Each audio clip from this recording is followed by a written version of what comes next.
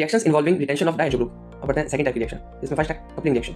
ये टाइप की electrophilic substitution reaction होती है। इसको पढ़ते हैं। The azo products obtained have an extended conjugate system having both the aromatic rings joined through the and bond and bond. दो rings होती है जिसमें एंड बॉन्ड होता है। This compounds are often coloured and are used as dyes. इनका use क्या होता है? As a dies.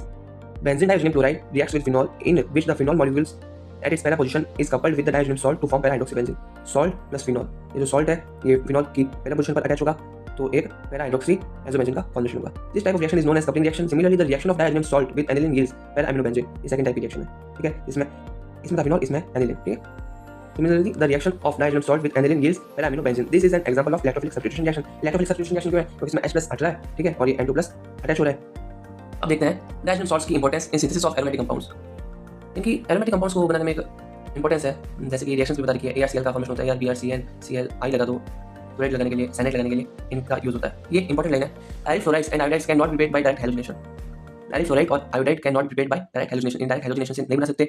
The cyano group can not be introduced by nucleophilic substitution of chlorine in chlorobenzene, but cyanobenzene can be easily obtained from diazonium salt. तो diazonium salt का importance है, ठीक है? ये पता चल गया। Thus, the replacement of diazo group by other group is helpful in preparing those substitute aromatic compounds which can not be prepared by direct substitution in benzene or substitute benzene.